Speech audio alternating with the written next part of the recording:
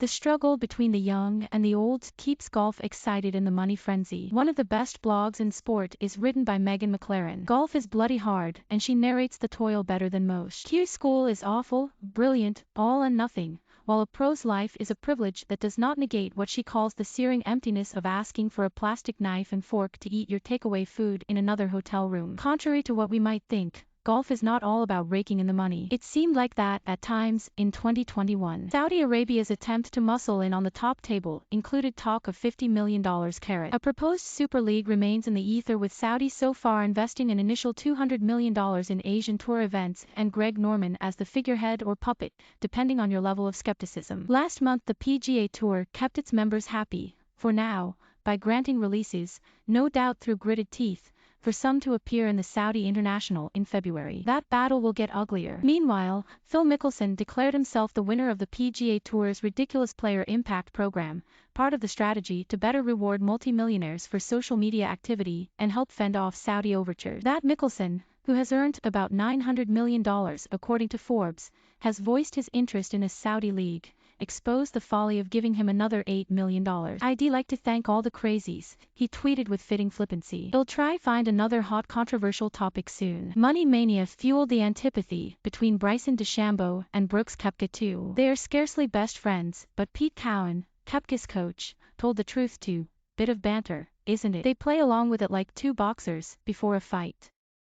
They got their celebrity match out of it, and, if charities benefited, it still felt inherently false." The debate about DeChambeau and distance will also continue this year. New Year's Day brought the introduction of a new local rule limiting the length of a club to 46 inches. It will make little difference. Changes to the ball, as long championed by old-timers from Jack Nicklaus to Colin Montgomerie, would. The reduction in the variety of shots and clubs, as well as the issues faced by famous old courses, are problems the authorities seem incapable of solving at anything above snail's pace. The good news is 2021 produced indelible memories. Mickelson's major win, at the age of 50, was addictive drama. Days earlier Richard Bland had won his maiden European Tour event after 477 attempts. As a 48-year-old with numerous trips to Q School behind him, he spoke about the difficulties of the Challenge Tour. "By the time you've paid flights, hotel, food, your coach, tax, there's not a lot left," he said. "Financially, I was kind of okay, but the social media thing is crazy. Why do you need to give $8 million to someone who's probably got $100 million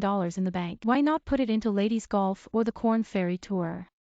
Or, in other words, grow the game without sports washing." Golf still has the capacity to conjure the unforgettable, and the deceptively slow rhythm of a major is hard to beat. All of 2021's male major champions, Mickelson, Hideki Matsuyama, Jon Rahm and Collin Morikawa, are in action at the Sentry Tournament of Champions in Hawaii this week. Morikawa has an early chance to overhaul Rahm as the world #1, and both will surely be leading figures again this year. Matsuyama, from Japan, and Morikawa, LA born to a Chinese mother and Japanese father, are good for golf if it wants a broader appeal. The contrast between the start and finish of Matsuyama's Masters could not have been more marked. It began with Wayne Player, son of Gary, trying to hijack a historic moment to flog balls behind Lee Elder as the Masters' first black golfer was belatedly honored by a place synonymous with prejudice. It ended with Matsuyama's caddy, Shota Hayafuji, marking a landmark win by removing his cap and bowing to the court. Elder's death in November, aged 87, underlined just how long it had taken for Augusta to acknowledge him. Another step to greater equality will come when Muirfield hosts the AIG Women's Open just after the men's 150th one at St Andrews. It was only 2017 when the Honourable Company of Edinburgh Golfers voted to allow women to become members,